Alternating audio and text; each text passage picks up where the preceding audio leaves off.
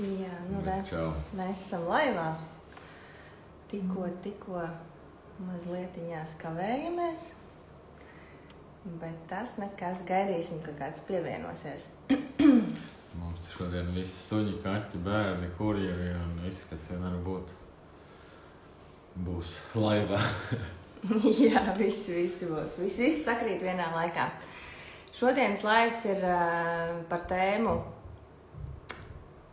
13 dienu nodarbību cikls, kurā droši vien mēs atbildēsim uz kaut kādiem jautājumiem, kas ir radušies gan jums, gan iespējams arī mums.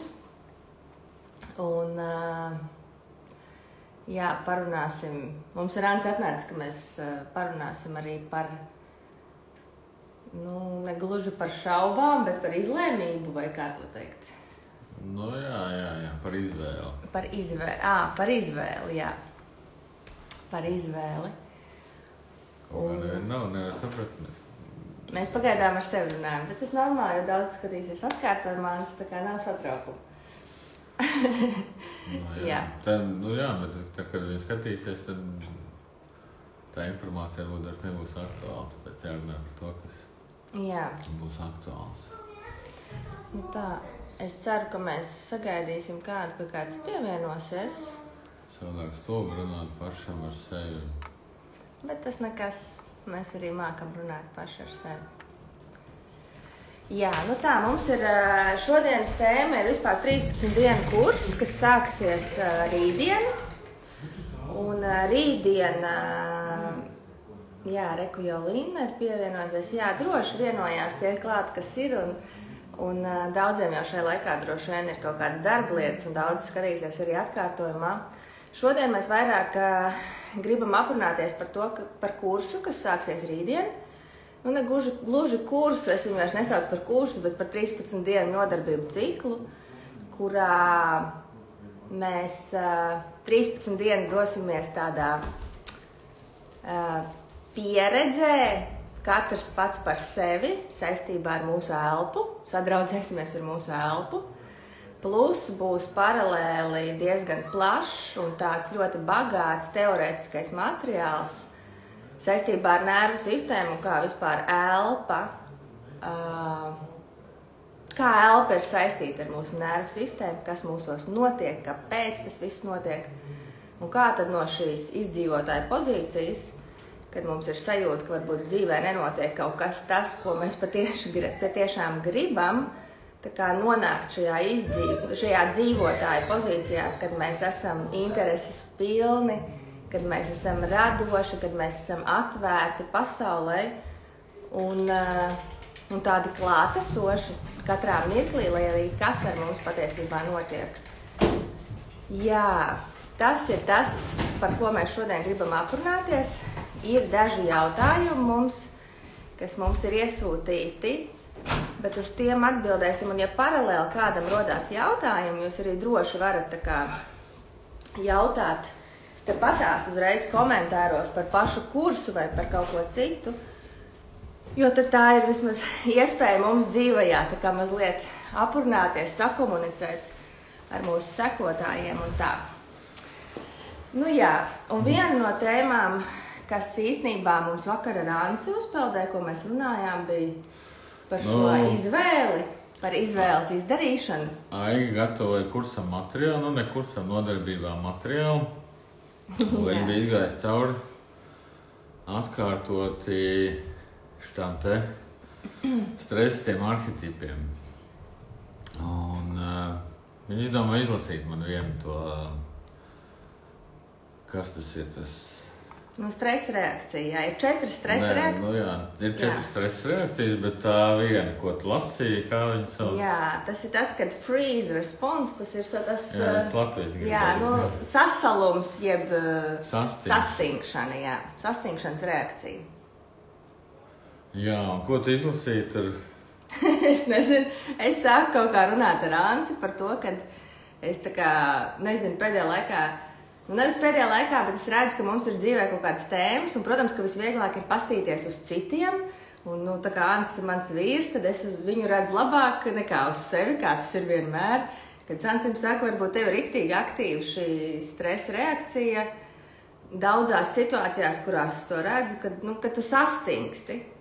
Un es viņam sāku lasīt par to, ka sastingšana ir saistībā ar to, ka pirmkārt jau cilvēks ir izmēģinājis visu par to, ka viņš ir bijis kliedzējis, bļāvējis, ka viņš ir uzsprādzis, dusmīgs, ka viņš riktīgi izliek savas emocijas uz āru, lai kaut ko realitātē ietekmētu, bet tajā mirklī, ka viņš saprot, ka nekas nemainās, nākamā stresa reakcija, kad nervu sistēma mums noreaģē, dziļāk, ka mēs jau esam stresā, ka mēs nezinām, ko darīt, ir tas, ka mēs sastingstam, ka mēs vairs neko nedaram, mēs nespējam pieņemt lēmumus, un mēs pat nezinām patiesībā, kā mēs gribam. Un kaut kā caur to visu, runājot ar Anci, mums aizgāja šī tēma par izvēles izdarīšanu, kad īstenībā daudziem no mums dzīvē, lai mēs izdarītu kaut kādu tādu, īstenībā tas nav tikai uz lielām izvēlēm. Mēs varam skatīties, kā mēs vispār izdarām dzīvē izvēles. Varam vērot, vai mums ir šī stresa reakcija, ka mēs sastingstam, un kad iestājās tāds moments, es nezinu, Ants, kā tu viņu noraksturot, jo tev varbūt ir vieglāk noraksturot, kad ir tā kā tukšums, tu nesaproti, uz kuru pusi iet, kādu izvēli izdarīt. Nē, tur jau nav tukšums. Es nezinu, kā es nezinu, kā tas ir cilvēkam, kurš neapzināti tam iet cauri. Viņš droši vien pat nepiefiksē, ka viņš nevar izdarīt izvēli. Bet manā gadījumā ir tā, ka man no bērnības ir konkrēti tā kā nebūt droši tajā, ka es izdaru izvēli. Tātad es līdz tam sasalšanai nonācu no sākumā, bļaujot, darot, mēģinot izdarīt kaut kā aizstāvēt sevi, bet tā kā es vienmēr par katru savu darbību atrāvos no sava tēva, tad arī izdarīt izvēli vairs nebija droši, jo man bija jāizdara izvēle tāda, kas patiksies manam tēvam, lai man nebūtu sāpīgi pēc tam. Un laiks rādīja to, ka jebkura mana izvēle ir sāpīga. Lai vai ko es izvēlētos, tēvam tas neapmierināja un nepatika. Un caur to iestrādājās tas, ka es nespēju vispār izdarīt izvēli. Ka man ir bail izdarīt izvēli, es jūtos kāda priekšā atbildīgs, vai es pareizi izdarīju izvēli vai nē, skolā, ja man izsauc pie tāfeles, tad pareizi vai nē. Mājās, ja man prasa, kā labāk darīt šitā vai tā, es saprotu, ka visa mana dzīve ir tāds pārbaudījums. Mani pārbauda, kādu izvēli es izdarīšu. Un vienmēr izrādījās tā, ka jebkura mana izvēle bija nepareiza. Gan skolā, gan mājās, gan visu kaut kur. Un es nonācu tajā stāvoklī, kad izdarīt izvēli ir nepareizi. Labāk ir nedarīt neko. Jo par neko nedarīšanu mazāk var atrauties kā par darīšanu kaut ko. Un es nonācu tajā, ka izvēle izdarīt vispār nav droši. Ka nav droši būt tādam, kāds es esmu, nav droši iet uz priekšu. Mums tuvojās rītā, saprot, sākās kur tas nodarbības. Un tad mēs vērojam, kas kā notiekās. Un es saprotu, es šodien analizēju, es saprotu, ka es uz šādu kursu nekad nepieteiktos šādā stāvoklī esot. Jo man ir bail izdarīt to izvēli. Iet vai neiet. Es labāk būšu tajā, kad es nezinu, vai es piedalīšos vai nepiedalīšos, nekā kad es izdaru izvēli, ka es piedalīšos un dabūnu pa muti, vai izdaru izvēli, nepiedalīšos un dabūnu pa muti tāpatās. Jā, jo ir bailes, jo nav droši izdarīt izvēli. Jā. Un tad... Un mēs vērojam, ka izskatās, ka ir diezgan daudz cilvēku, kuri nespēja izdarīt izvēli, piedalīties vai nepiedalīties, kur nejūtās droši. Viņi varbūt nejūtās droši, kad pašā kursā būs droši, tajā nodarbībās, kad būs citi cilvēki, kad apdraudējums būs kaut kāds, ka nevarēs tā atvērties vai nevarēs darīt. Citi cilvēki nejūtās droši tieši pašā izvēlē. Kad es tagad izvēlēšos, samaksāšu naudiņu, tur varbūt neko neiegūšu, naudiņu būs iztērēta, man viņu vajadzēs pēc tam tur rēķinu nomaksāt, maizīt, un atkal viss būs slikti. Tā kā mums ļoti daudz dzīvē ir bijušas situācijas, kur mūsu izvēles nav aizvedušas līdz tam rezultātam, ko mēs gribam, un tas atkal balstās uz, protams, citiem patērniem, bet tas atkal ir tā kā jauns patērns, ka man nepietiek naudas, kad es nevaru priekš sevis atļauties, kad es nevaru izdarīt izvēli. tās visas ir programmas, tā nav pat īsti šī brīža situācija. Jā, jo pārsvarā tas, kas notiek šobrīd, ka mēs nespējam pieņemt izvēli, tie ir 80% no mūsu pieredzētā pagātnē. Un tieši šī izvēles izdarīšana patiesībā ir tāda tā kā jaunā kaut kā iekāpšana, tāda piedzimšana, tā varētu teikt, jo katra mūsu izvēle maina mūsu dzīvi. Mēs ar Anci ļoti lietojam vārdu lēmums, jo tas ir tāds smagnējs. Tas ir juridisks termins patiesībā, es tā domāju, tāpēc viņš tik smags. Jā, jo viņš tāds smagnējs, bet kad tu pasaki, ka tev jāizdara izvēle, un īstenībā izvēle mēs izdaram katru dienu kaut kādās lietās. Nezinu, cikos mēs no rīta celsimies, kādi ir mūsu dienas plāni, izvēle kaut kur doties ar bērniem, vai nedoties, vai nopirkt to, vai ne. Mums īstenībā uz katra soļa ir izvēle, un katras tā izvēle maina to mūsu dzīvi. Kāds notikums mazāk, kāds vairāk. Un šajā gadījumā es jau, man liekas, kaut kur arī storijos rakstīju un vēl kaut kur, kad es atceros, tā kā pati no sevis, ka tajā mirklī, kad es izdarīju izvēli piedalīties 21 dienas kursā, kad es pirmo reizi vispār sāku sadraudzēties ar savu elpu, man bija tā, ka tur bija 5 dienu ievadkurs, kurš bija bez maksas, un tad bija iespēja izvēlēties 21 dienu kursu. Un es izgāju cauri tādām šaubām savām, vai tas man ir vajadzīgs, ko tas man dos, man ir 2 bērni, kā es ar to apvienošu. Mēs esam prom Gruzijā, kā vispār es Ancim teicu, ka Dievs man, bet iekšēji man bija tā sajūta, kad viss ķermenis mani vilka, bet mans prāts, manas emocijas un viss ķermenis reaģēja uz to, ka viņam ir nenormāli patiesībā bail. Iet to ceļu. Es arī īstenībā atceros, ka tas ir arī no kaut kāda ģimenes tā konstrukcijas, kad Aiga nemaz nespēja nākt tā kā man prasīt atļauju vai, bez mazai atļauju tā kā savai mātei vai tēvam, vai viņi var piedalīties tajā, kad vai tur budžets atļauj un tā tālāk. Vai es varēšu finansiāli, tad es sapratu, visu maksājumu reizes nevar samaksāt, tagad Dievs, ko man darīt, bet tā kā viss. Tur tā iespēja bija tāda, ka viss maksājums bija lētāks, kā maksāt pa daļām, bet sapratu, nē, es maksāšu pa daļām, tas man ir drošāk. Un kaut kā, bet īstenībā tad, kad es pieņēmu to izvēli, jā, es piedalos, man bija tāds, man likās, wow, enerģija vienkārši. Jā, es parunāšu, ka vienkārši es jūtu, ka tā enerģija vienkārši plūst un gāžās pie manis, man likās, un, protams, kad ar katru dienu piedaloties tajās praksēs un lasot kaut kādas tās teorētiskās lietas, man likās, jā, tas ir priekš manis, jā, tas maina manu dzīvi, un es sapratu arī pēc tā, ko es pēc tam kursā ieguvu, ka patiesībā vienmēr izdarot dzīvē kaut kādu izvēli, visa mūsu zemapziņa jūt to, ka būs šīs izmaiņas, un mūsu ķermenis var noreaģēt dažādi. Un tas ir līdzīgi, kā šajā praksē, Reversing Breathwork Mastery, kad katru reizi, kad mēs ejam praksē un uzliekam nodomu, daudzkārt mūsu ķermenis reaģē ar prieku. Jo ķermenis jūt, ka tad, kad tas materializēsies, viņš tā kā jau ieķūnējās, kā saka, uzskaņojās uz to nodomu, un ķermenis ļoti jūt, kas notiks. Taču ir reizes, un tas ir ļoti bieži, kad mēs izveidojam savu nodomu, un viņš mums ir ļoti motivējošs, bet ķermeņa atmiņa ceļ ārā mūsu smagās pieredzes. To, kad, nezinu, es tagad iedomājos, ka es esmu tur, kad es dzīvoju ar prieku savā dzīvē, taču manā dzīvē šobrīd ir ļoti maz šis prieks. Un, protams, ka zemapziņa izceļ ārā to, kad ceļās ārā šīs skumjas un bēdas, kam es šobrīd eju cauri. Un tā ir ar katru mūsu izvēli. Tā mums ir traks maziņš suns, maziņš kucēns, kurš nespēja savas emocijas vēl apvaldīt, un tad viņš mums tas skrien. Jā. Un tā ir arī ar katru izvēli, ka tad, kad mēs pieņemam šo izvēli, jā, es piedalīšos, nav svarīgi, kur, jā, es braukšu ceļojumā kaut vai, vai jā, es piedalīšos šajā nodarbību ciklā, vai jā, es, nezinu, iešu jogot katru dienu.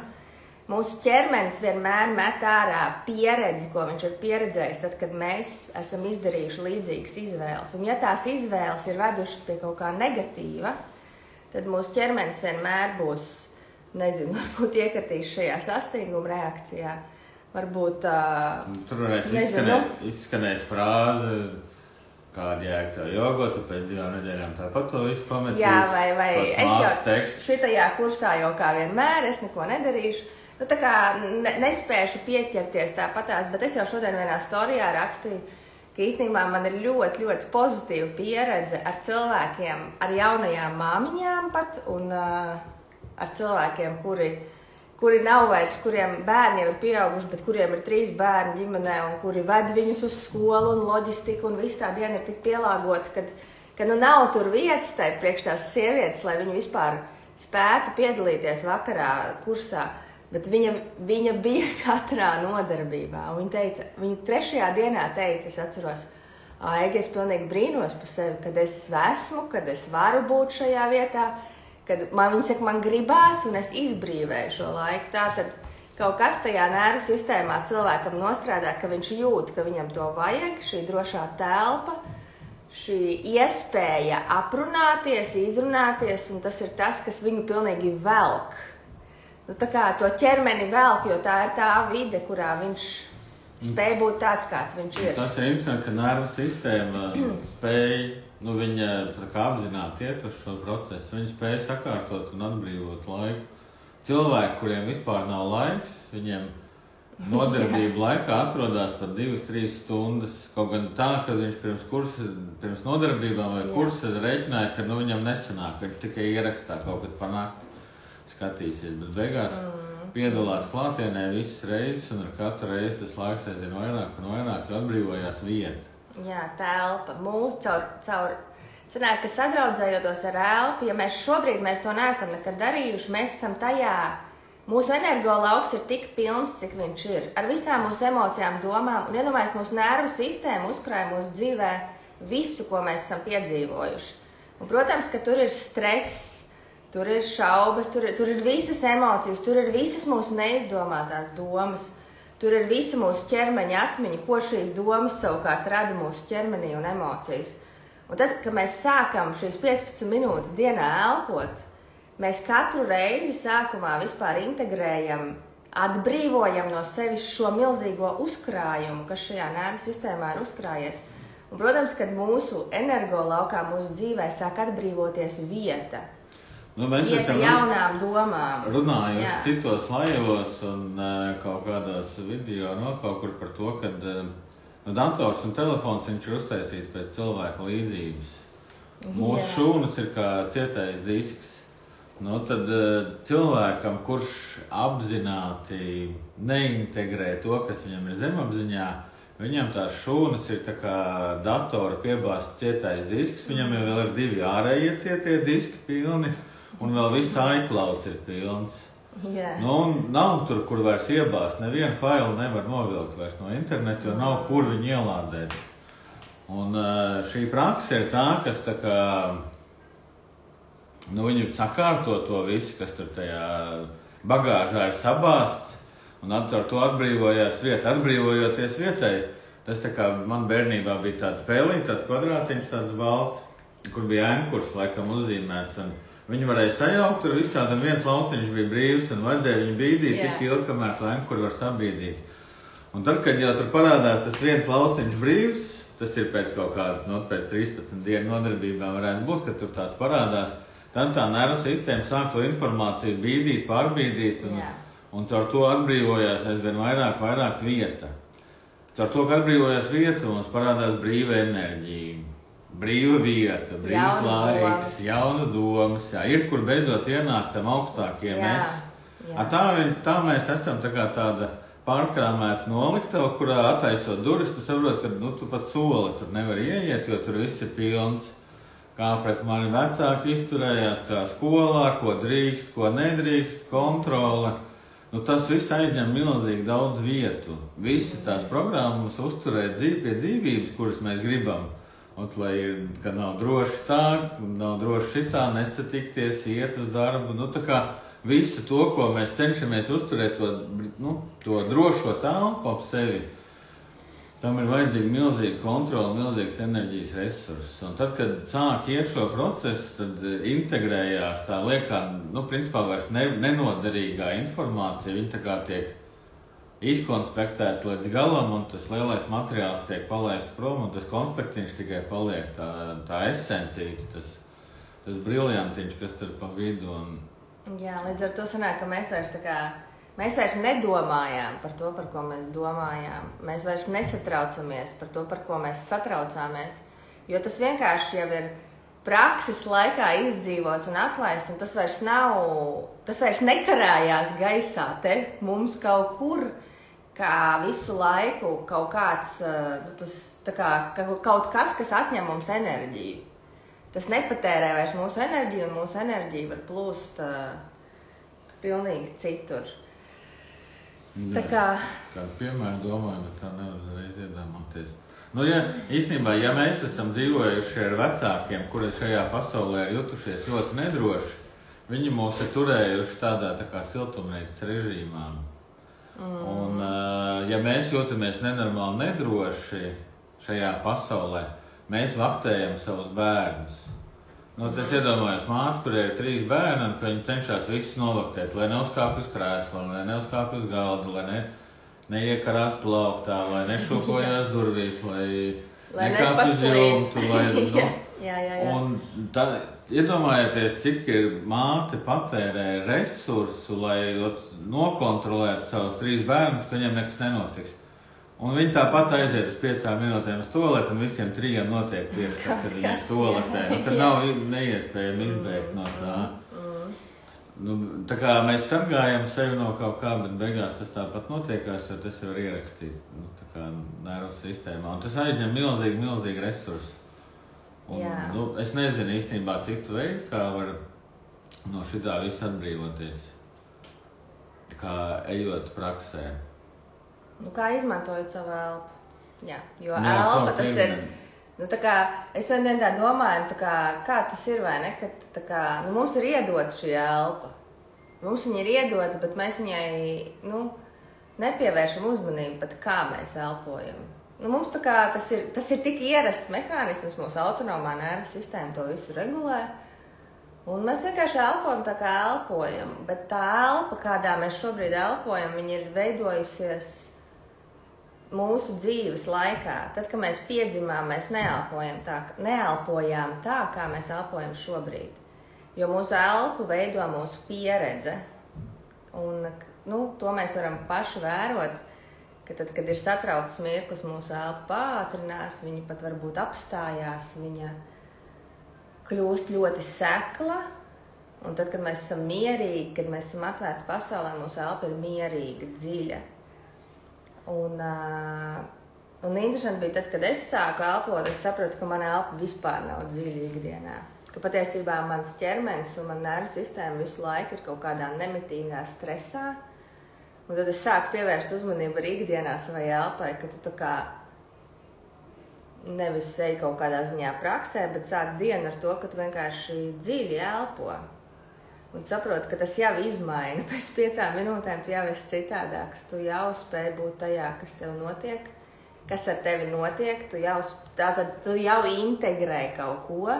Tu jau atbrīvo savu nervu sistēmu, un tavu nervu sistēmu, un viss tavs ķermenis. Viss mūsos ir pateicīgs par to, ka mēs šo, tas, kas mums ir dots dabiski, ieelpa un izelpa, ka mēs viņu izmantojam savā labā, lai harmonizētos, lai mainītu to savu dzīvi, lai mainītos paši. Un īstenībā tas ir tik elementāri, ka tu aizdomājies, bet elpa vienmēr ir ar mani. Man pat nevajag jogas paklāju, man nevajag sporta tērpu, man nevajag neko.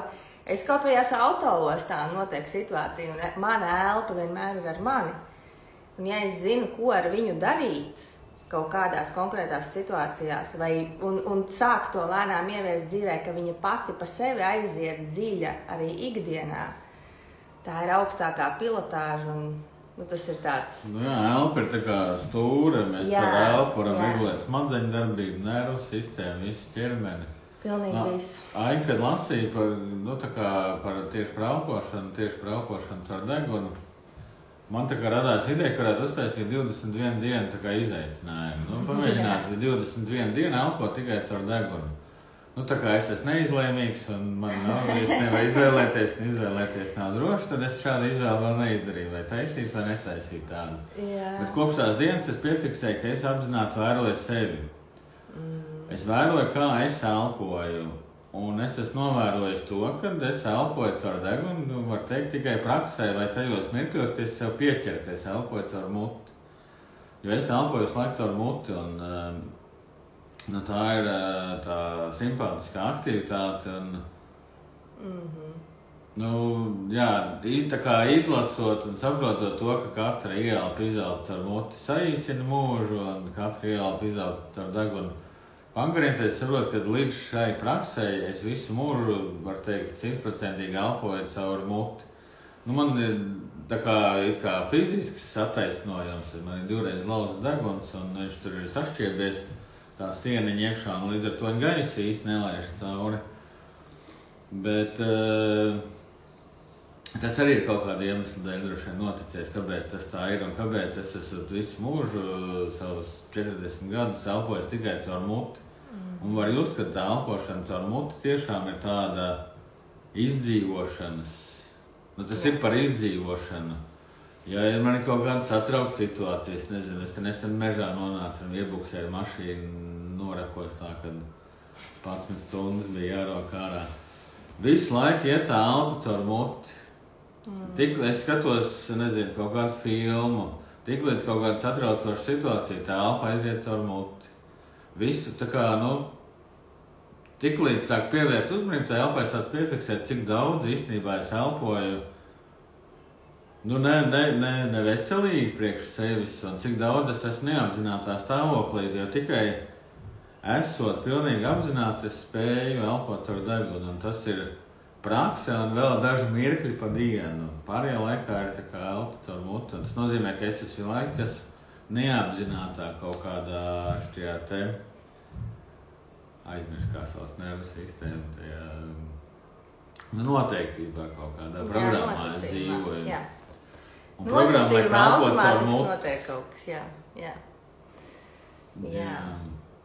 Jā, šodien ir vispār ļoti švaki ar cilvēkiem. Es skatos, Līna skatās un Zana mūs klausās, Meitenes, ja jums kādi jautājumi, jūs droši varat uzdot kādus jautājumus saistībā ar šīm tēmām, jo tad pat būs interesantāk, ja jūs kaut ko uzdod. Mums sanāks diezgan privāta saruna trietā, 4, kas būtu riktīgi forši,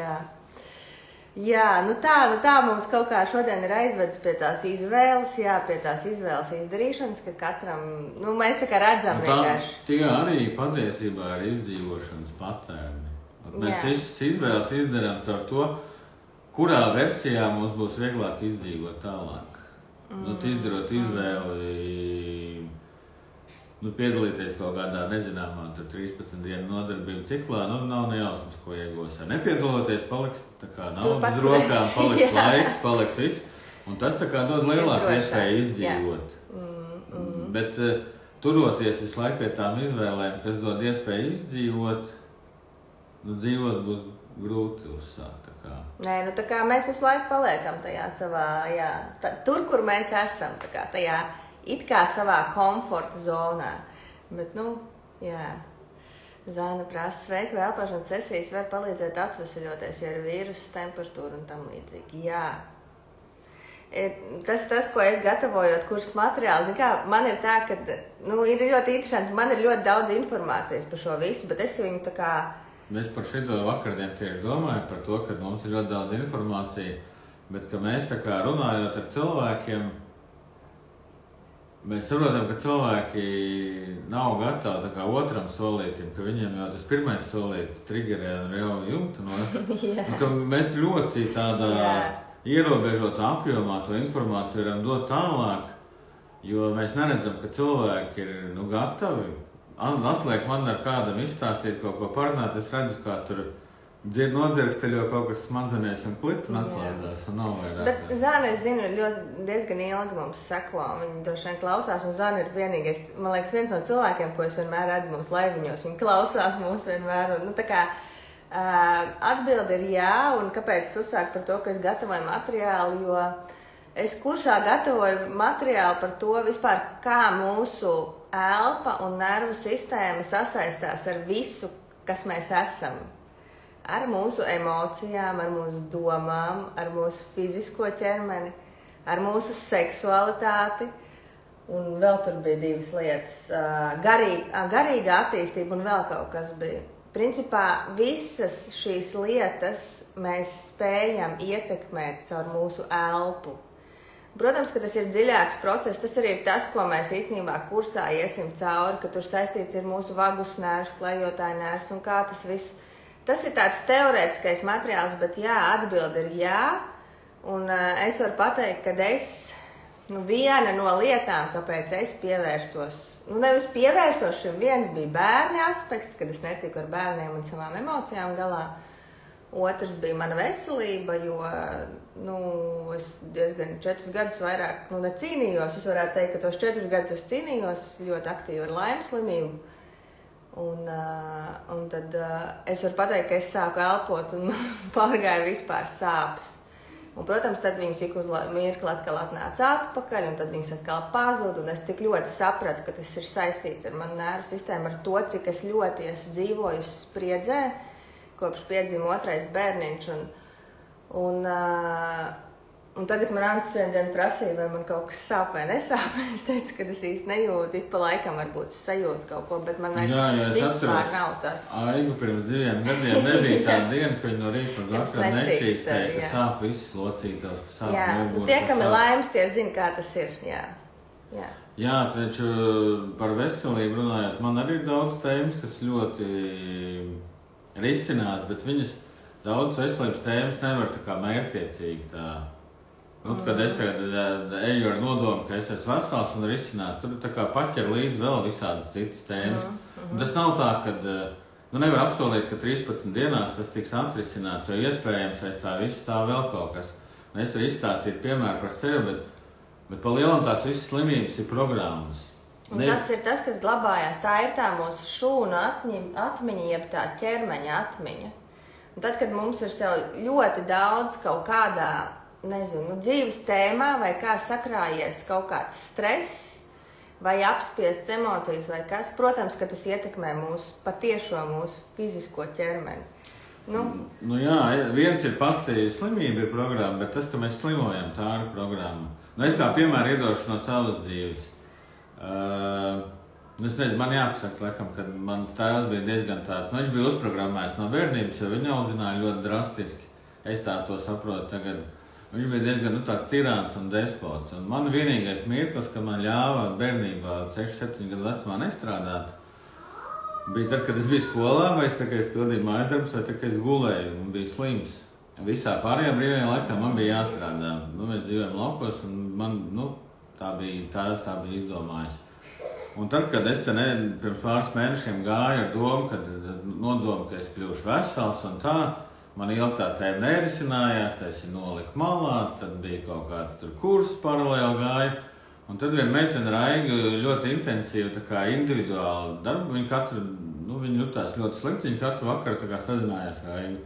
Līdz viņa nonāca, lai es domāju, ka viņai nav droši būt veselai. To viņa praksē saprat, dziļi izējot cauri. Viņai apnāca tā kā nervu sistēma, viņai iedeva šo atbildi. Un es sapratu, tas taču ir mans stāsts. Es jau varu gribēt būt vesels, bet mana nervu sistēma zina, ka droši būt ir tikai slimam. Tikai slimu neviens nesit, nespēr, nevelk pa tur sniegā ārā un vēl kaut ko. Ka slimos visi respektē. Ja tu vēl noķers, kaut ko garšīgi mājās, es atceros. Ja tu vēl noķers onkoloģiju, tad vispār viss ģimene tev tā kā tronī pacels un nesīs uz rokām. Tas, protams, katram savādāk, bet... Katram tā apakšējā, kāpēc kaut kas ir ar veselību, tas varbūt pilnīgi kaut kas cits, šis ir tikai piemērs, jebkurā gadījumā tā ir drošība. Jā, Zandraks dosādies šo dzirdot, jā. Drošība. Mēs slimojam tāpēc, lai justos droši. Un slims var neiet uz skolu, slims var nemācīties, slims var neiet uz darbu. To riktīgi viegli ir ievērot uz bērniem. Kad īpaši tiem, kuriem bērns sāk iet bērndārzā, vai ne, ir tādi cilvēki, kuriem, nezinu, ka viņš gadu no gada viņš visu laiku slims. Vai arī tu ieliec bērnu skolā un viņš arī ir slims. Kā bērns, viņa ķermenis momentā reaģē. Momentā, ja viņam ir pretestība, viņš darīs visu, un tas ne jau viņš apzināti, kāds var domāt, pasties, viņam temperatūras ceļās katru svētdienas vakaru, vai ne? It kā viņš ar prātu, bet tā ir autonomā nervu sistēma. Tas vienkārši notiek pats pa sevi, un tā kā viņš jau, tas ir tas, ko es saku, viņš zina, ka pirmdien būs jāiet uz skolu, un svētdienā notiek tas, kas notiek vienmēr. Un skolā ir kaut kas, kas nedod drošības. Jā, un viņa visa zemapziņa, viss ķermenis reaģē ar to, kad sāk celties temperatūra, parādās klepus, un tad paiet pirmdiena, pienāk 1:00 dienā, un bērns ir vesels. Un tā kā tam vecākam viņš sēž, un viņš ir uz pauzes, un viņam liekas, kā viņš to dabū gatavu, vai ne?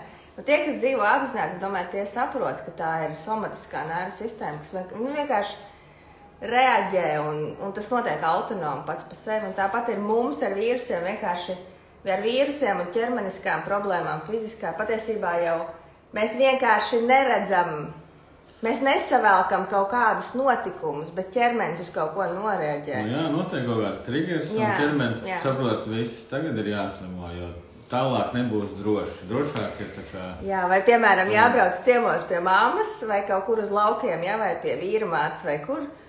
Un, nezinu, nav jau pat jāslēpj, ģimenē sākās pilnīgs haoss. Jo, vienam no vecākiem šī braukšana izraisa milzīgu stresu. Ķermeņa nervu sistēma autonomā reaģē ar to, kad vienkārši ģimenē sāk viss jukt un grukt. Un kas tas ir, varētu domāt, ka, tā kā it kā neadekvāti, vai ne, kāpēc tā ir, bet patiesībā kādam no mammas vai tēta ģimenē ir kaut kāds triggers bijis caur to, ka viņš jau zina, viņš jau jūt, ķermenis reaģē ar stresu, viņš zina, kas būs, un visa kopējā ģimenes nervu sistēma tiek ietekmēta, un viss aiziet pa pieskaru, kāds saslimst, un neviens nekur neaizbrauc. Jā, bet ja runā par citām slimībām, un vīrusi, es domāju, arī, tad tas varbūt arī saistīts tieši ar, konkrēti ar ķermeņa atmiņu, kad ļoti... kā lai saka, sāpīga tā atmiņa, vai tur ir, runā jau, kad visvairāk tieši dusmas, ja mēs apspiežam savas dusmas, nelaižam viņas uz āru, viņas kaut kur akumulējās kaut kādās šūnās. Un tad tās dusmas, nezinu, kuram tur kaklā, kuram problēmas ar vairogu dziedzeri, kuram problēmas ar, droši vien, ja tās ir neizteiktas dusmas, tad tas ir vairāk runāšana, kakls, rīkli, mute.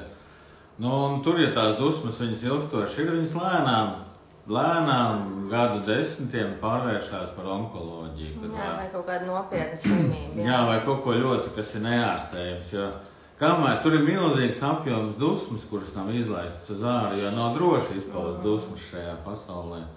Tad viņas tur akumulējās, kamēr viņas sablīvējās līdz tādam akmens blīvumam, ka tur vairs enerģija cauri neiet, necirkulē. Un tad tur sākās kaut kāds. Tāpēc tās ir droši vien neārstējams slimības, jo... Tā mums stāst. Viņas ir neārstējams, kamēr tur ir tās dusmas iekšā. Tad, kad tās dusmas tiek integrētas, tad jau vairs nav pamata tā kā būt slimam. Tā šūna atbrīvojās, viņa beidzot tur tā kā pildīt savas tās funkcijas, bet tā, ka viņa ir pārbāzta ar informāciju, gribās teikt destruktīvi, dusmas gan nav destruktīvas, bet... Ar kaut ko, kas ir apspiests ilglaicīgi. Un apspiests ne jau tam dēļ, ka mēs to esam gribējuši apspiest, bet pārsvarā jau apspiestas ir tās lietas tāpēc, ka bērnībā nav bijis droši viņas izpaust.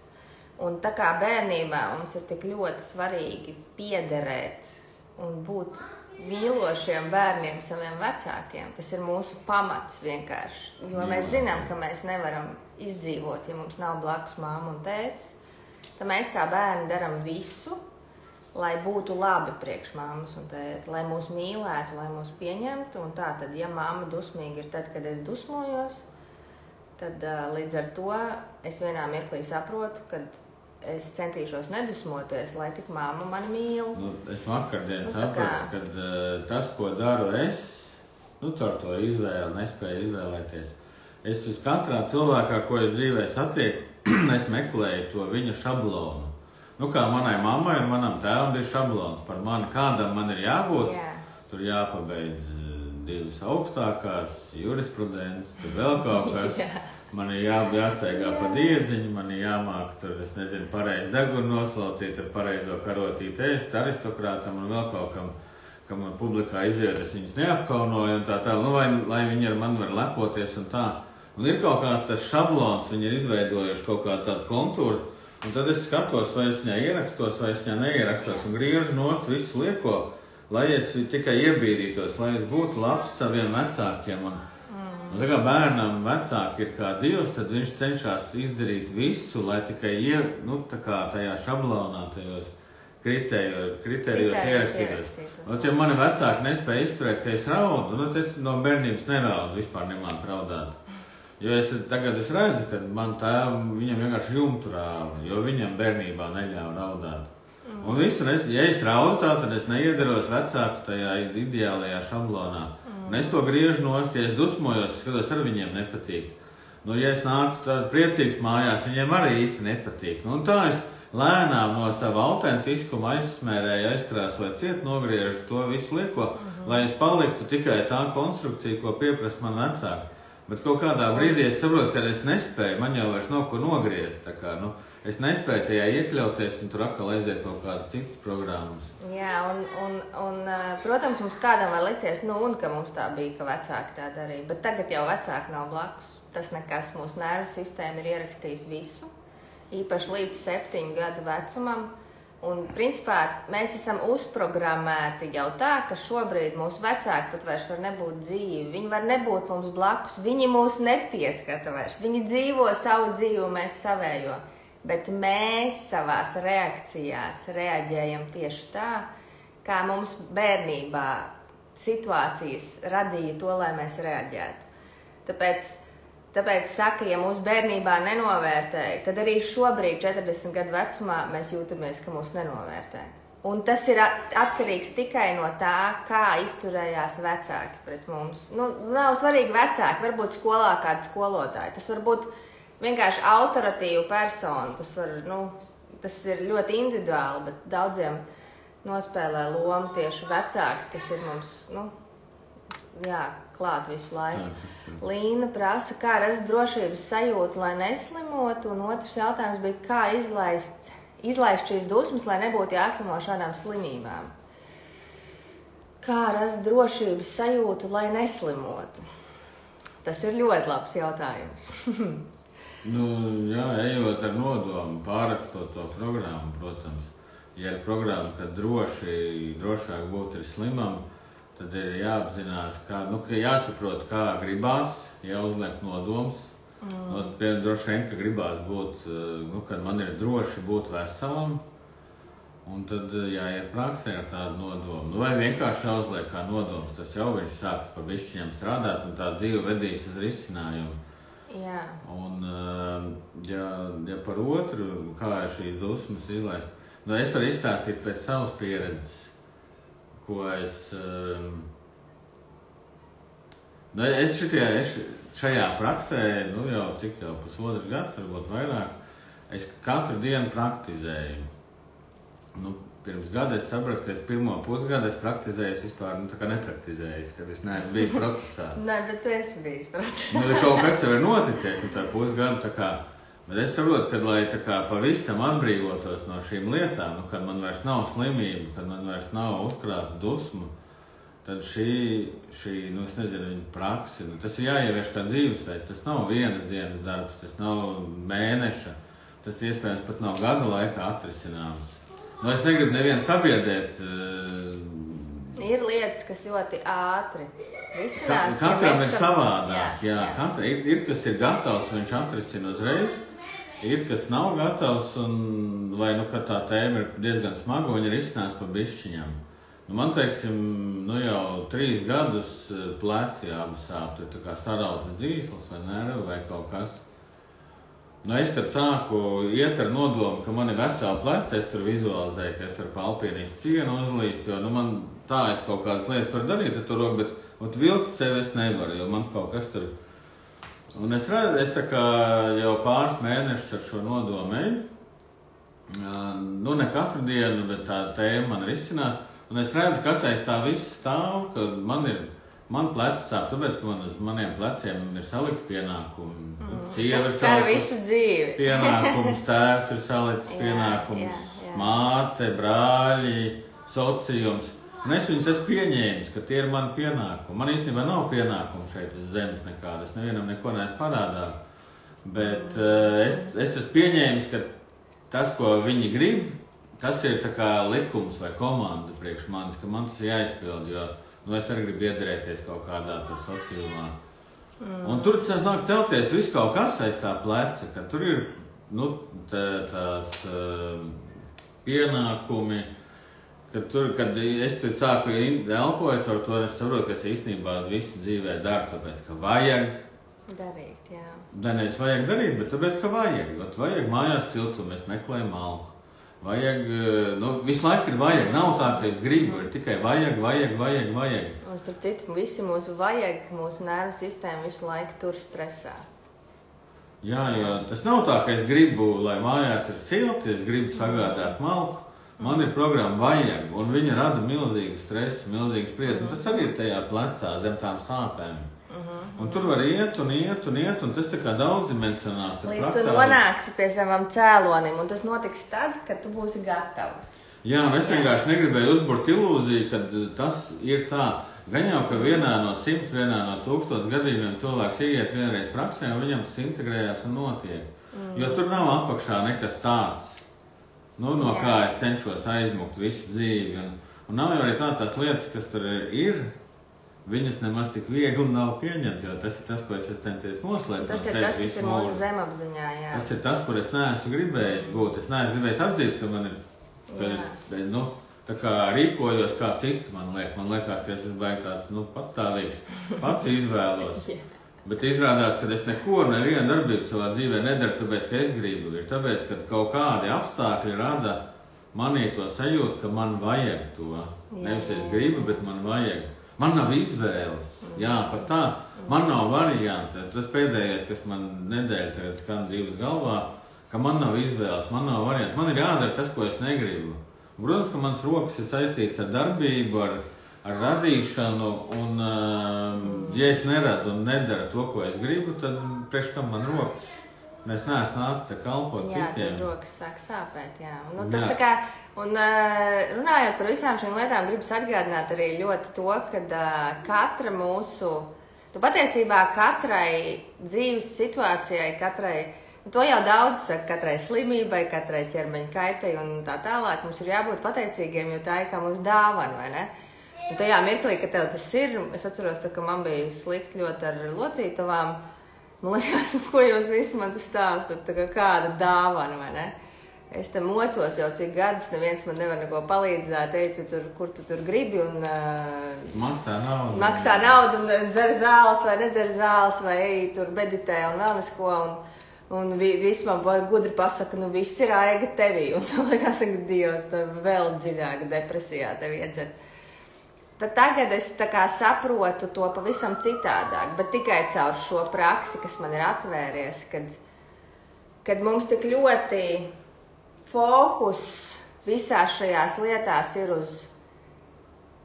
uz pasauli, uz apkārtējo. Vat man kaut kas sāp, bet es esmu tā kā fokusā uz to, bet es esmu fokusā uz visu citu, izņemot uz to, ka man sāp kaut kas vai ka man neiet dzīvē. Bet patiesībā šis viens jautājums, ko mēs uzdodam sev, kas notiek manī, kad man ir tā slimība, kas notiek manī, kad man ir šīs sāpes, ir jau pirmā atslēga, ko mēs varam uzdot, un nākamais jautājums ir tas, kā tad es gribu patiesībā, bet mēs vispār neaizdomājamies, kā es gribu, lai mēs sāktu vest ārā sevi no tās procesa, kurā mēs esam, kur mums nepatīk, un tā kā mums jau var kāds gudri pateikt, viss ir tevī, bet kā tas ir, viss ir manī? Tad caur elpu mēs varam to sākt saprast, jo atbildes nedodu ne es, ne Ancis, ne tie cilvēki, pie kā es mācos šo metodu. Atbildes jūs paši iegūsiet. Nu, viņas ir nervus sistēma. Es varu izstāstīt, es īstenībā par veselību vēl gribēju iedot tā kā bišķiņa informāciju, bišķi piemēru no sevis, jo tā kā es sāku kalpot par to, nu, iet praksē, par to, lai man tie pleci ir veseli. Man pēc dažām dienām, es precīzi neatceros, nepiefiksēju, nepierakstu, man nav datumu. Bet man atnāca nodoms, ka man ir jāiet praksē ar nodomu, ka es dzirdu savu ķermeni. Nu, tad tagad es gribētu iet praksē, ka es nedzirdu savu ķermeni. Viņš signalizē par visu. Jo tas, ko viņš par mani domā, nu, tas nav nekas labs. Un es tad vairākas dienas staigāju tādā, nu tikko tas materiāls bija izcēlēs ļoti intensīvi. Es domāju, kā cilvēki, kuri gribētu būt veseli, ja viņiem ir galvā vispār kaut reiz noskan vārds vajag. Nu, man bija tā situācija tāda, es norakos ar mašīnu, norakos es 7 vakarā, 10 vakarā es sapratu, ka es nekur pats netikšu, es pasaucu aigu, tas bija 5 kilometri no mājām. Mēs aizgājām, tad mēs sapratām, ka arī 2 mēs nekur netiksim. Ka mums vajag kādu, kas izvēl. Jā, nu jau bija tik vēls, ka nevienu dabūt no mājām nevarējām. Aigai 6 vai 7 no rīta bija jābrauc uz Rīgu. Nu, bērns jāved pie zobārstiem. Jā, pie fejas. Kurai es jau esmu samaksājis priekšapmaksu, jo citādāk tur nevar tā kā baigi. Mēs atnākam mājās, saprotam, ka neko tikai ir izvilkšana, pa ceļam mēs tur fantazējam, Aiga izfantazēt, varētu ar domkratu kaut kā pacelt to riteni, kas ir noracies, jo mašīna principā uz vēdera karājās gaisā. Un ir kaut kādi 2:30 naktī. Es zinu, ka no Aiga vēl domā, kā ar autobusu uz Rīgu. Nu, mēs Pāvilostā esam, tas ir 3-4 stundas līdz Rīgai kratīties autobusā vai mašīnā. Un ir 2 naktī, un es esmu gājis praksē par to, ka es dzirdu savu ķermeni, un es runāju ar viņu.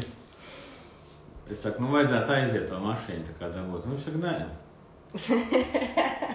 Viņš saka, ej tu rupjiem vārdiem, kur? Un ka viņš negrib vispār nepakam. Es izšāvu 2 kafijas tajos 2 naktīs. Es sēlpojos, visu kaut ko sadarīju. Man tāds pat iegāja dušā, lai kaut cik. Ja es biju nogulējis peļķē 2 stundas, principā 5 grādos.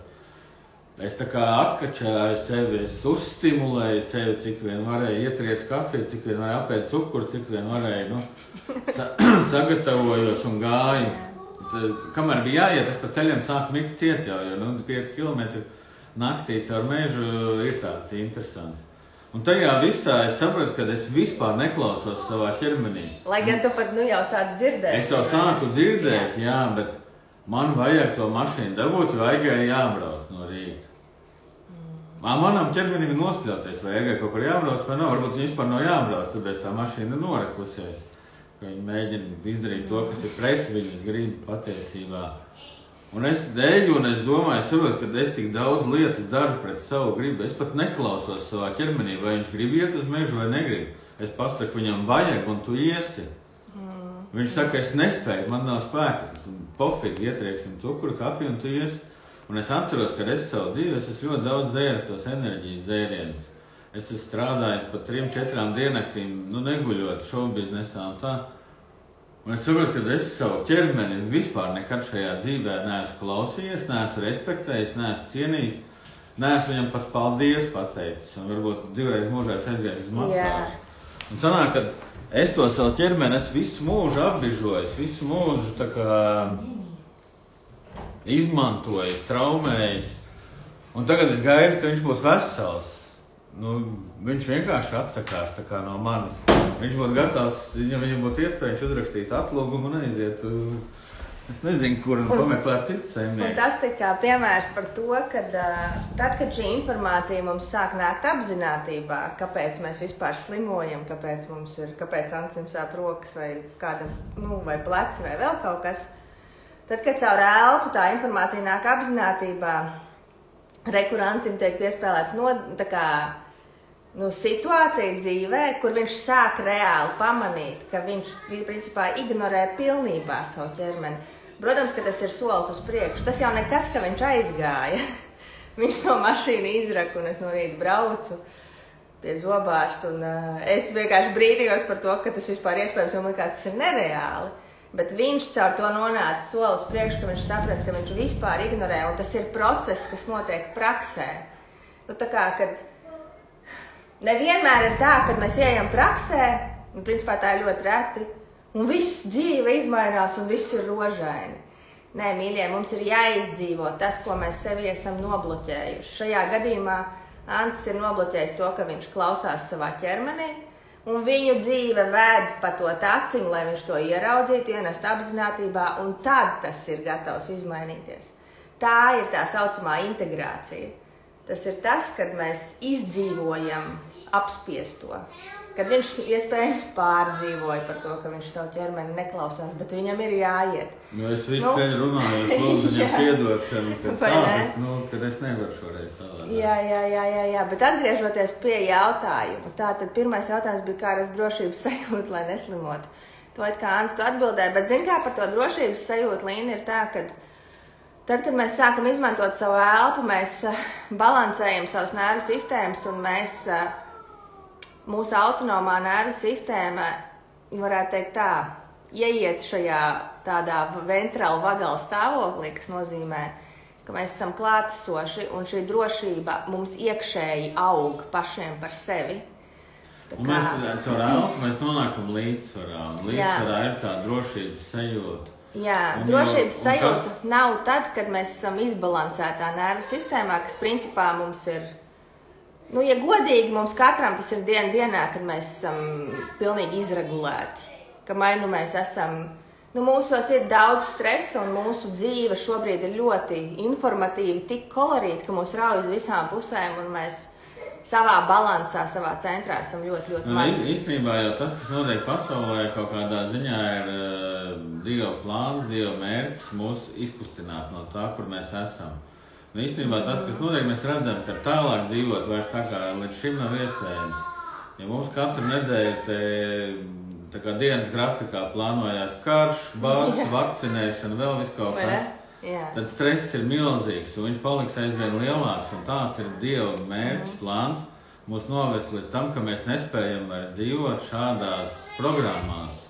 Ka mēs sākam gribēt dzīvot, nevis izdzīvot. Jā. Mums te uztaisīs tādas izdzīvošanas apstākļus, kad jo vairāk mēs būsim tajās izdzīvošanas programmās, jo tuvāk mēs būsim Krievijas robežai vai vēl kaut kam, kur būs nenormāla spriedze un bailes.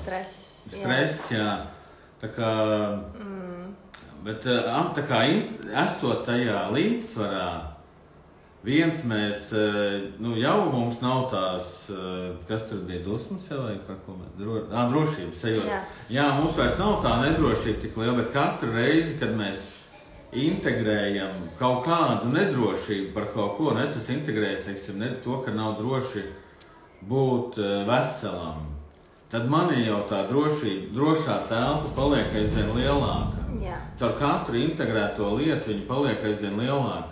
Zemapziņa ir tas cietais disks, nezinu, tur ir 200 gigabaiti un viss, un viņš ir ierobežots. Cik mēs dabūnām brīvu, tur, ja mēs atbrīvojam 1 gigabaitu, mums tā drošības sajūta ir 1 gigabaita lielumā, un mēs viņā varam paslēpties, tā kā jūtamies kaut kur nedroši vai kā, vai sajusties atkal tieši aizvien vairāk lietā droši. Man patīkās, mēs klausījāmies vienu to, tavas apmācības, ko tā Alla kanāla stāsta. Viņi saka, visi saka, jāizkāp ir no savas komforta zonas. Bet īstenībā mums ir jāiekāpj atpakaļ savā komforta zonā. Un tā komforta zona ir tā, kur mēs jūtamies droši. Un tā izkāpt no komforta zonas ir nonākt tur, kur mēs neesam droši. Un caur šo praksi mēs patiesībā ar katru reizi mēs palielinām to savu komforta zonu. Sākumā mēs jūtamies droši savās mājās, tad jau mēs varam iziet pa vārtiņiem ārā, tad mēs varam tur braukt ar lielu ātrumu, mūs aptur policija, mēs tāpat jūtamies droši. Mums kaut kur noķera zils, kaut kāds aizdomīgs tips, un mēs tāpat jūtamies droši. Un tā kā tas aug lēnām, viņu nevar tā iegūt, tā kā ieiet un nopirkt veikalā. Jo mēs drošāk jūtamies visā, kas ar mums dzīvē notiek, visās savās domās, lai vai kādas mums viņas ir, un visās savās emocijās, gan arī dusmās, gan skumjās, gan visā. Ja mēs ļaujam sev būt tajā, kas ar mums notiek, Jo mūsu dzīve patiesībā kļūst brīvāka. Bet, protams, ka šī ļaušana būt sev tajā, kas ar mums notiek, tas ir tas process, ko mēs iegūstam praksē. Un tā drošība nāk lēnām. Man ir tā, ka es esmu cilvēks vispār ļoti kautrīgs un publikā es nekad neesmu līdzi, nekad neesmu runājis par sevi. Bet integrējot katru lietu, es ar brīvi, tik līdz es tajā tēmā jūtos droši, es par to brīvi runāt kaut vai visas pasaules priekšā un stāstīt, ka jā, man tur bērnībā bija tā, bija nežēlīga tā bērnība, skāra. Lai gan līdz tam, kamēr tu neintegrē, tev ir tā, ka tu neesi par to gatavs pat savu mutu atvērt. Es vispār neatceros, ka man bija bērnība. Man nav tur tā faila, viņš nav pieejams. Man brālis stāsta, ka es biju bērnībā, un es neatceros. Jā, un tad otrs tas jautājums, kā izlaist šīs dusmas, lai nebūtu jāslimo ar šādām slimībām. Izdzīvojot šīs dusmas, piedzīvojot. Es nesaku, kad ir jāpiedzīvo viņas un jābļaujas kādu dzīvē. Man nav bļaušana, es bļauju. Bet praksē mums bieži vien nāk ārā dusmas, viss tas, ko mēs esam apspieduši, jo ar elpu mēs sākam ienest šīs apspiestās emocijas savā apzinātībā, mēs sākam viņas ieraudzīt, mēs sākam vispār saprast, par ko mums ir šīs dusmas, jo visbiežāk dusmām apakšā ir kaut kāds iemesls, kaut kāda pārliecība, kaut kādi robežu pārkāpumi bērnībā, un protams, ka to izdzīvojot praksē ar savu dziļo elpu, tās integrējās un tās vairs neizpaužās mūsu ikdienā. Taču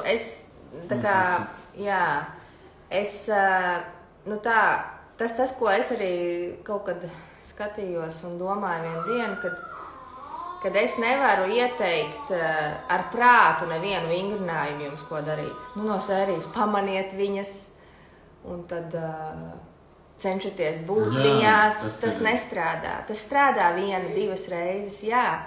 Bet tā kā mūsu nervu sistēmā satur visu mūsu informāciju un pārsvarā šī informācija glabājās mūsu fiziskā ķermenī, šūnu atmiņā, tad ar prātu mēs nespējam šo šūnu atmiņu atbrīvot, un jebkurā gadījumā, ja šīs dusmas ir mums, tad viņas ar prātu vienkārši izdabūt ārā nav iespējams. Tas process nestrādā no prāta uz iekšpusi, tas process strādā no iekšpuses uz ārpusi, no mūsu nervu sistēmas uz... To ir grūti nodot, bet nervu sistēma ir galvenais kontrols mehānisms, arī smadzenes. Apziņa daļēji to visu pārvalda. Virsapziņa to pārvalda arī zemapziņa. Tie ir 3 tādi, kur prāts vispār nepiedalās. Tas nav prāta process. Un tad, kad es eju praksē, mana nervu sistēma dod man pašam konkrētus padomus, ko darīt, kā reaģēt. Viņa pati dzīvē izveido situācijas, kurā tās dusmas iznāk uz āru. Un tieši tādā veidā, kā man ir droši. Mana nervu sistēma nevar radīt jums, līdz ar to es nevaru iedot padomu. Bet es arī izstāstīju, kā man ir. Bet ja es visu mūžu apspiedu dusmas, tad man viņas dabīgi nāk ārā, es te mājās izbļaustos, nolamāju visus. Un priekš manis tas ir normāli, ja es viņas visu mūžu apspiedu, man viņas vajadzēja dabūt kaut kā uz āru. Tam, kurš visu mūžu bļauj, viņam varbūt jāiemācās viņas bišķi pieturēt ir. Bet to parādīs nervu sistēma un to iedos nervu sistēma. Tas ir tas, ko nevar nodot, jo nevar es nezinu, kā lai to izstāsta. Mēs nevaram iedot nevienu padomu, jums jūs ieiesiet vienreiz prasē. Vienkārši ir daudziem, es zinu arī. Un nervu sistēma izstāstīs jums, ko un kā darīt. Konkrēti, katram no jums, konkrēti tava nervu sistēma vadīs tavas prakses, vadīs tavu dzīvi. Mēs tur vispār nepiedalāmies. Mēs nevadīsim, tāpēc mums viens no šitā 13 dienu kursa tādiem foršiem, kas mums atnāca, ne saukļiem, bet tādiem, ka kļūsti pats par savu dzīves guru. Un tas ir, mēs nebūsim jūsu guru, un mēs nekļūsim viens no otra atkarīgi, un mēs būsim vienkārši kā atbalsts šīs 13 dienas, un arī, ja vajadzēs kādā jautājumā pēc tam, taču mēs nekļūsim viens no otra atkarīgi, kad tu, pieņemsim, piedaloties kursā, nespējas pēc tam vairs bez mums un bez mūsu padomu. Nē, principā mēs esam tie, kas jums iedod pieredzi savu, nodod, kā tas notiek, lai jūs pēc tam šo pieredzi iet, jo katram pēc tam tas strādā citādāk. Katram mūsu nervu sistēma, mūsu uzbūve, visa mūsu pieredze veido to, kā mēs pēc tam pieredzēsim savu elpu dzīvē. Nu es noķēru nianses, kas man atšķirās no citiem. Varbūt citiem ar tā ir, bet nav tik izteikti. Es ieeju praksē, man praksē gandrīz nekas nenotiek. Nav nekāda emocionāla, mentāla materiāla. Nav domas, nav emocijas. Bet atliek man iznāk no prakses, un man uzreiz dzīvē viss notiekās. Yeah. Ja es elpoju, es esmu par to, ka es droši jūtos savā mājā, tad es iznāku no prakses, un viens jau laužās pa vārtiņiem iekšā. Kaimiņu bērns, un sāk kaut ko ta šiverēt pa māju. Un visu, un es neesmu drošībā. Un man nervu sistēma pie manis atsūtīs bērni, es pieaugušā maskā un vēl formas starpā kaut kādā. Yeah. Jo bērns man tā kā dod lielāku drošības sajūtu nekā. Un tā kā tie visi notikumi, manā gadījumā vairāk tieši dzīvē notiekās, nevis praksē.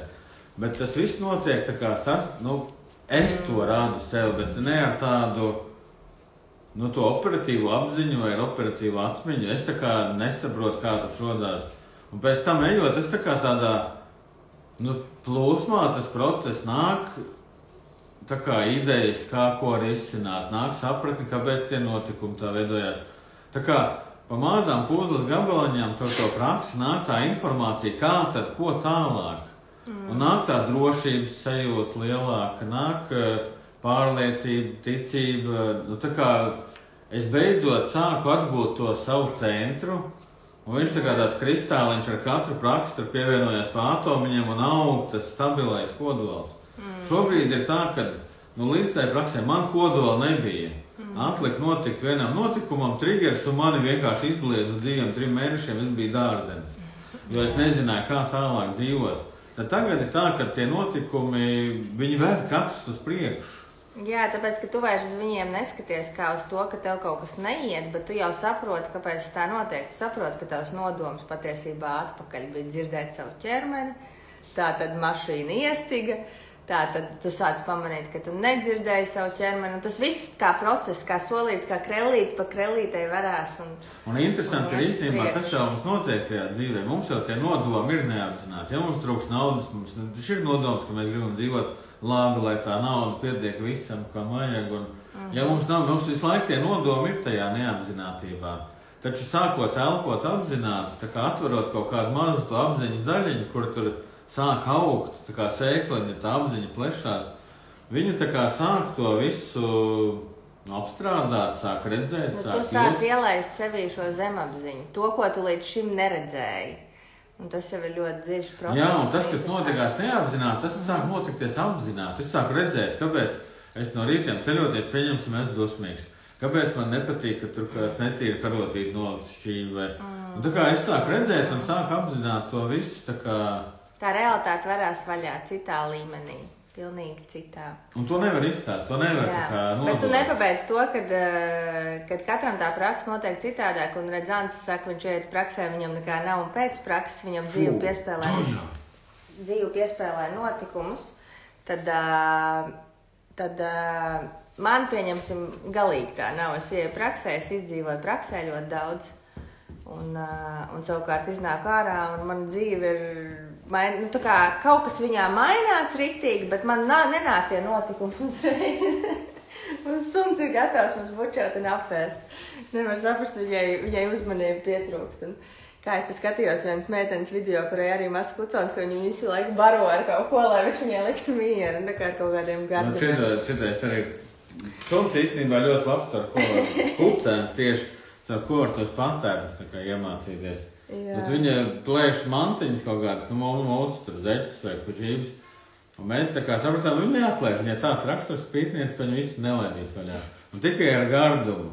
Un tagad jau var redzēt, ka viņa sapratos, kā dabūt gardumu, viņa speciāli ņem mantiņu, uzreiz nāk pie manis, uzreiz to mantiņu dod, bet nedod, lai dabūtu to gardumu. Jā, un tāpat mums dzīvē. Nervu sistēma ir ierakstījusi, ka gardumu var dabūt, darot kaut ko riebīgu. Jā, ļoti labi, jā. Tā, draugi, mīļie, vai jums varbūt ir kādam kāds jautājums, un varbūt ir kāds jautājums par 13 dienu kursu, kurš varbūt ir tas, kurš vēl šaubās un tā, tad droši varat patīt atpakaļ, ja kāds nepiedalījās par izvēles izdarīšanu, kad mums daudziem ir grūti izdarīt izvēli. Šodien... Es vēl joprojām esmu stāvoklī, kad es nevaru izdarīt šādu izvēli. Es to apzinos šobrīd. Nu, es vakardien līdz tam nonācu. 13 kursā. Es 15 dienu tajā nodarbību ciklā, jā, bet man ir viens cits kurs, kurā es gribu piedalīties. Un es tagad nevaru saņemties, jo 2 nedēļas nopirkt to pirmo moduli, tur 4 moduļi. Un tā ir tā kā juridiska tēma, viss ir par likumiem, un man tā tēma ir visu mūžu biedējusi. Un tagad ir tā, ka es tā kā, es nespēju izdarīt izvēli. Nespēju tā kā nonākt līdz tam, kad vai viss tagad. Es viendien biju nonācis līdz tādam, bet es neizdarīju to izvēli tajā brīdī, un atkal es ieslīgu atpakaļ tajā, kad es nevaru izdarīt. Bet man jāapņemā. Es zinu, ka es iešu to kursu, man vispār nav šaubu. Es tik, tā kā to pirmo nespēju tikt pār tai neizlēmībai. Jā, un tad man tāds dzeltens, nevis dzeltens, bet rozā lapiņas, un šodien mums ir mazais konkursiņš šodien, kad viens no cilvēkiem, kas šodien ir līdz beigām, piedalīsies... Kur piedalīsies?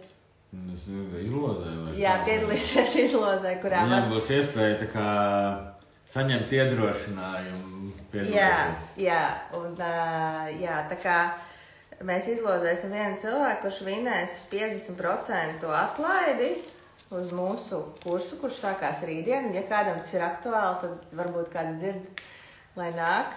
Izsakiet nodomus tagad. Izsakiet savu nodomu, kurš patiešām grib šo iespēju, jo es te visus atzīmēšu lēnām uz lapiņas. Kamēr vajag atzīmēs par to neizlēmību. Neizlēmība viņa var būt mums visiem, un tas ir pilnīgi normāli. Un varbūt mums visiem visādas aizķeršanās dzīvē, kāpēc mēs nevaram un negribam un mums ir attaisnojumi un kaut kur prāts saka, ka vajag, un kaut kur mātes balsī kāds saka, ka tev nekas nesanāks, tāpatās nav ko tur izšķiest laiku un enerģiju un vēl kaut ko.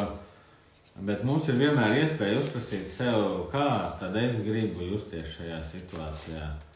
Nu, ja es jūtu, ka ir kaut kas vērtīgs un labs, kāpēc lai es to neietu un nepaņemtu?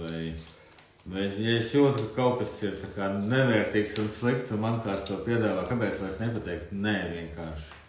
Un tā kā apzināti katru dienu, tā kā, to ir grūti gan tā ienest, bet praktizējot to 13 dienās, es domāju, ka ierakstītos, bet ir grūti ienest visu laiku sev uzdot šo jautājumu, kā tad es gribu šajā situācijā? Un es nezinu, es esmu slims, man ir vīrus, man ir temperatūra, iespējams kaut kāds eksāmens vai kaut kāda kvalifikācija jānokārto, ko negribās darīt. Kā es gribu justies šajā situācijā? Varbūt es nemaz negribu justies slims, bet es gribu, ka es esmu nokārtojis to eksāmenu vai kvalifikāciju. Kad es esmu priecīgs. Man viss kārtībā dzīvē, jā. Un tad jau tur, kam vajadzēs, tas iznāks, kam nevajadzēs, tas neiznāks. Mēs arī runājām par to materiālu, ka tur ir briesmīgi daudz jāintegrē un viss kaut kas tajās šūnās.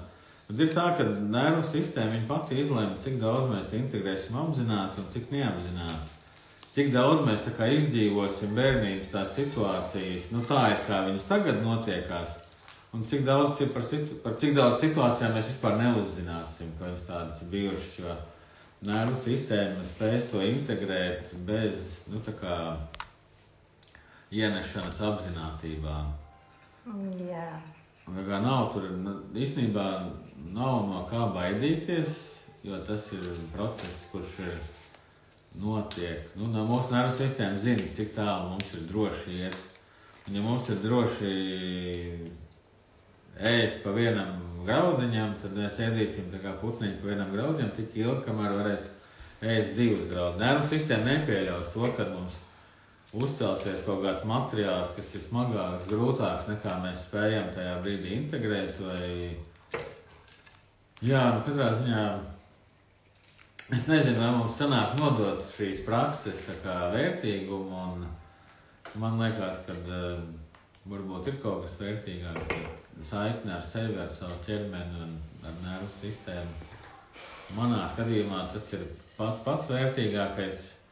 Un es nevaru, es tā kā vēroju savus patērnus un es saprotu, vai cilvēki nenovērtē to, par ko mēs runājam, vai...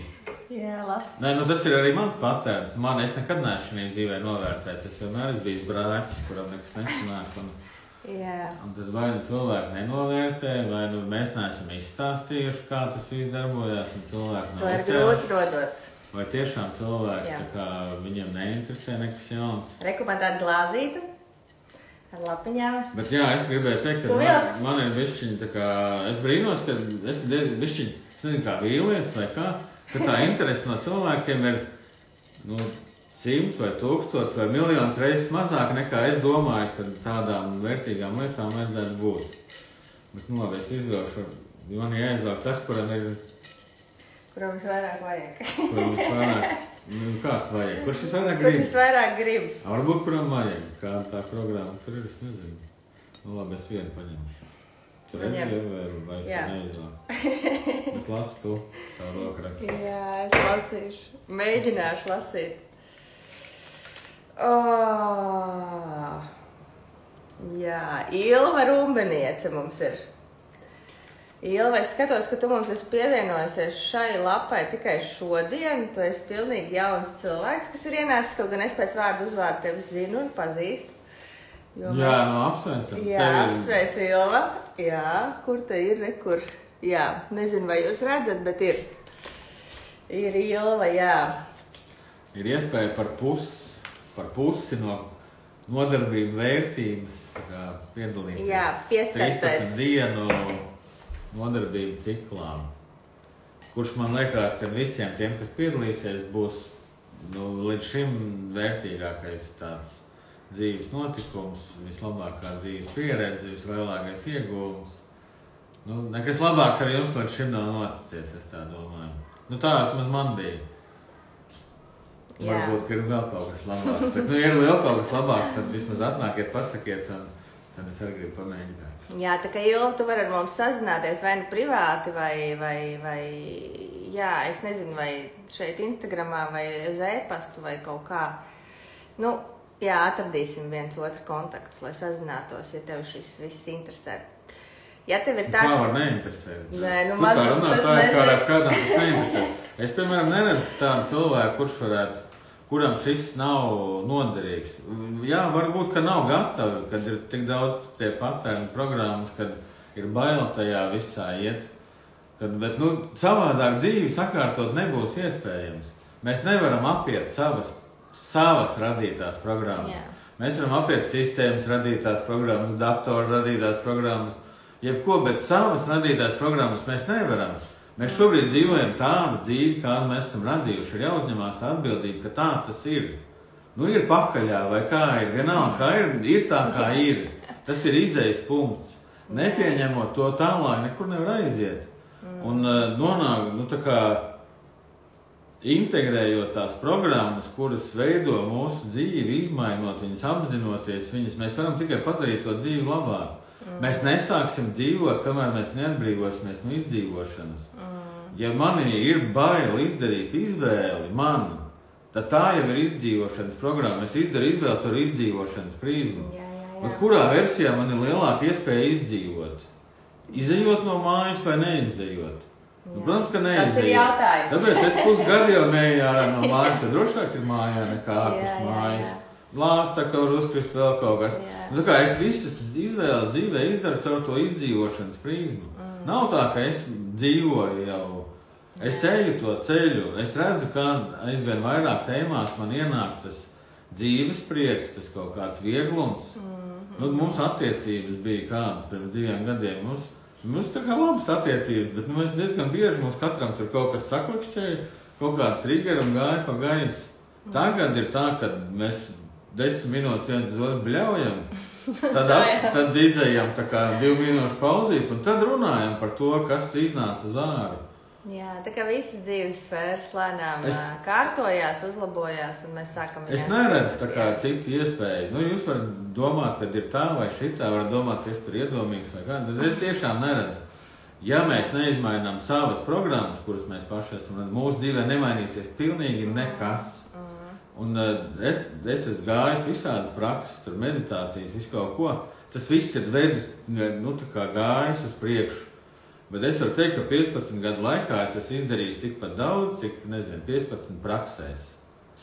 Tik daudz man ir integrējušās tās zemapziņas programmas. Protams, ka caur situācijām tas notiekās, bet tā kā man ir refleks mukt no tās situācijas, tad es jau viņai neeju pat īsti cauri un neintegrēju. To refleksu jau tāpat nevar vienkārši tā kā izgriezt un ka viņa nav. Tāpēc, es kaut kādā ziņā esmu vīlies par to, ka tik maz cilvēku nāk un šo visu grib apgūt. Jo, es nezinu, varbūt jūs arī pat nav te jautājumi, es nezinām, kā izstāstīt.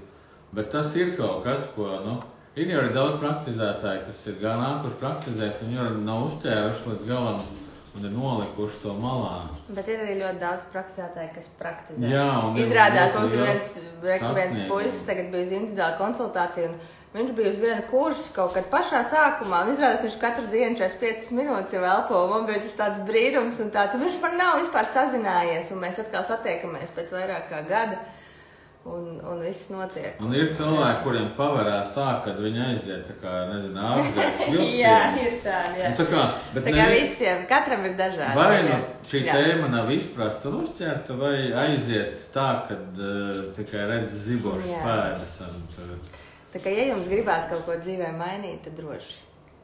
Bet, ja negribās un gribās dzīvot kā līdz šim, tad neklausaties un nedariet. Jā, vai ne? Labi, paldies jums visiem par to, ka jūs esat bijuši šeit klātesoši par mūsu sarunu. Jā, Līna arī raksta, paldies jums, ka dalāties ar savām pieredzēm. Jā, mēs dalāmies, mēs cenšamies vienmēr caur saviem piemēriem, jo tas... Es teikšu, ir bailīgi. Ir bailīgi. Ir bailīgi, tā kā, bišķiņi bailīgi. Tā kā tam visam ir tēmas, kuras es zinu, kad es neesmu gatavs par nodomu uzlikt. Jo es zinu, kas bet tas ir normāli. Bet nav jau, labi, man ir patērts, ka nav citu variantu, ka man ir jāiet tam cauri. Tāpēc es eju, bet... Jā, bet tas ir normāli, un zin kā ir, ja ir tā, ka mums katram ir dzīvē daudz lietas, kurās mēs gribētu citādāk. Bet ir kaut kāda viena lieta, kurai mēs šobrīd esam gatavi. Tad vajag arī tā ir tā lieta, un tas ir tas nodoms, kāpēc vajag. Kāpēc gribās piedalīties, kāpēc vēl piedalīties. Un tās pārējās tēmas, tā ka mēs būsim gatavi, jo arī man bija tā, ka es piedalījos 2 tēmas - veselība un bērni. Bet arī veselība bija tikai daļa no manas, kas man tajā mirklī bija un ar ko es biju gatava strādāt. Un tikai tagad ienāk pavisam cita daļa, kas jau ir sen no bērnības kaut kādas lietas, kurās es esmu gatava ieskatīties, un tas ir pilnīgi normāli, un tas ir pieņemami, un mēs nekad neesam gatavi visam, un mums tā drošība lēnām aug. Viņa aug ar mūsu sasaisti ar to, kā mēs sākam elpot.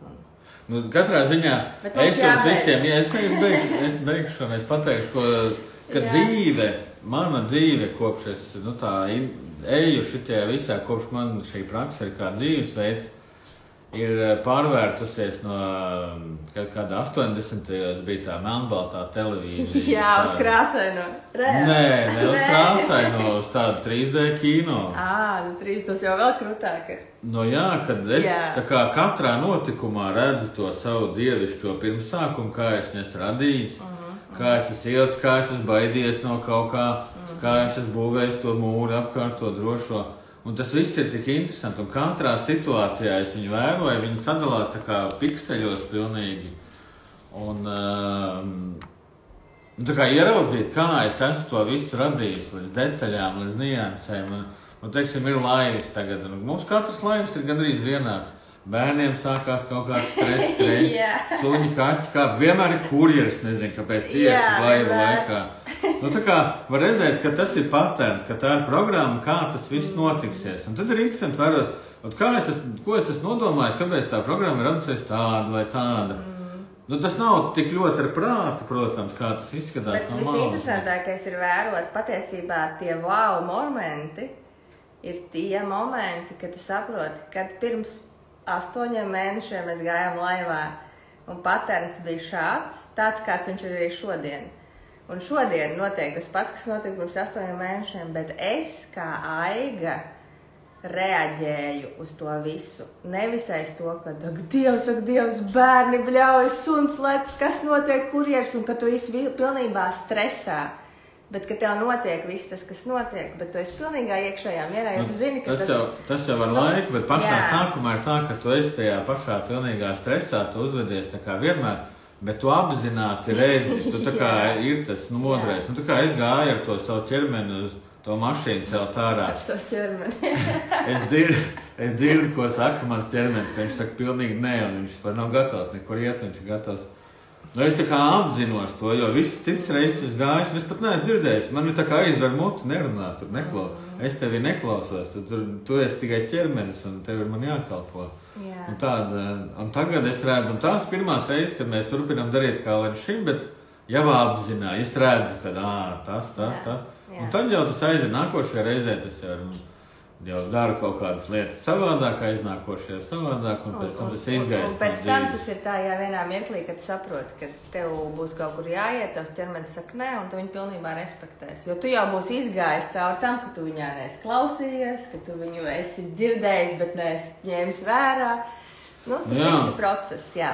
Un ir tā daudz notikumu, kurus mēs nevaram izstāstīt to, bet 13 dienas būs pietiekami, lai mēs pabūtu kopā ar šo visu. Jo svarīgi ir, kad arī pretī tas, ar ko mēs runājam, iet cauri kaut kādai savai pieredzei, jo tad rodās tie jautājumi. Kāpēc man tā? Kas ar mani notiek? Kā man šitajā reaģēt? Un tajā mirklī jau ir tas piemērs iz jūsu dzīves, kad tā ir jūsu pieredze un jūs tam ejat cauri, un tas jau ir pilnīgi citādāk. Nu tā, draugi. Jā, prieks par šodienas šauro, bet foršo pulciņu, un prieks, ka bija jautājumi. Paldies Zanei, un paldies Lindai, un paldies visiem. Jā, skatos, Dana te pievienojusies, un Agneta, kas būs kursā, es redzu, ka mūs klausījās, un Ilva, rekur raksta, ka viņa esot ļoti priecīgi. Būs riktīgi forši kurs, jo mēs paši esam jau jūtamies beidzot riktīgi forši. Jā, ir sagatavot daudz materiālu. Informācija un būs prakses un būs riktīgi vērtīgi. Nu tā. Un katrā ziņā naudā to nevar nekādīgi izmērīt un novērtēt. Nevar gan, jā. Nu tā, mīļie, tā kā, lai forša diena jums visiem, Ilva, sazinamies mēs ar tevi un pārējie, kas grib, droši rakstat, un vēl līdz rītdienai varat pieteikties kursam. Jā, tik daudz kaut ko gribētos mums pastāstīt. Jā, bet nekas ir jābeidz šodien. Dozēsim, lai nepārdozētu. Jā, lai forša diena visiem. Atā! Čau, čau!